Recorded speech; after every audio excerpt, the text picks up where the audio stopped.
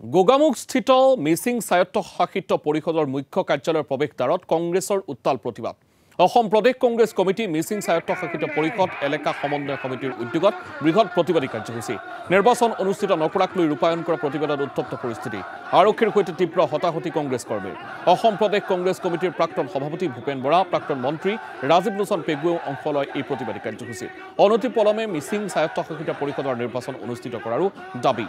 পৰিষদৰ কাৰ্যকাল উকলি যোৱাৰ পিছতো তিনিবাৰকৈ নিৰ্বাচন পিছুৱাই অন্তৱৰ্তীকালীন পৰিষদৰ দ্বাৰা পৰিচালিত কৰাৰ অভিযোগ উত্থাপন হৈছে। এই সন্দৰ্ভত সতীৰ্থ সাংবাদিক জিতু ৰাজকোঁৱৰৰ এক প্ৰতিবেদন আছে। এই মুহূৰ্তত সেই প্ৰতিবেদন আগবঢ়াইছোঁ। আইন সংশোধন কৰি পেলাই তেওঁলোকে ইণ্টাৰিম কাউন্সিল গঠন কৰা কথাত সমগ্ৰ মিচিং ৰাইজ ক্ষুব্ধ হৈছে।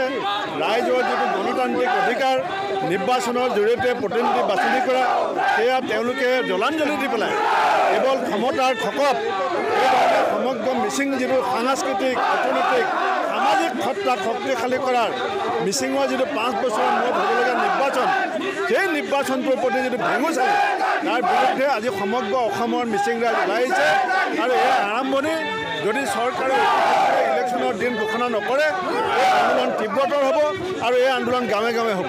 2025 চনতে এমেণ্ডমেণ্ট কৰি পেলাই এটা ইণ্টাৰিম কাউন্সিল গঠন কৰিবৰ কাৰণে যুঁজা কৰিলে, যিটো যোৱা 21 তাৰিখে মহামান্য আমাৰ ৰাজ্যপাল মহোদয়ে এইটোক এপ্ৰুভ কৰি দিলে আৰু ইতিমধ্যে সেই ইণ্টাৰিম কাউন্সিলটো শপত গ্ৰহণ কৰিলে, যোনটোত য'ত নেকি কোনো অনিৰ্দিষ্ট কাললৈ কেতিয়ালৈকে হ'ব 6 মাহ, 3 মাহ, 1 বছৰ, 2 বছৰ, মানে যেতিয়ালৈকে বিজেপি চৰকাৰ থাকিব তেতিয়ালৈকে থাকিব নেকি, আমাৰ এটা সন্দেহ হৈ গৈছে।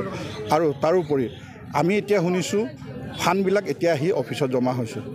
নৰ্মেলি যদিহে গোটেই কাউন্সিলখনৰ দায়িত্ববিলাক শেষ হৈ যায়, তেতিয়া নৰ্মেলি এইটো এডমিনিষ্ট্ৰেশ্যনৰ হাতলৈ যাব লাগে, কিন্তু এডমিনিষ্ট্ৰেশ্যনৰ হাতলৈ গ'লে মানেতো লুটি ফুটি খাবলৈ কাৰণে একো সুবিধা নাপাব।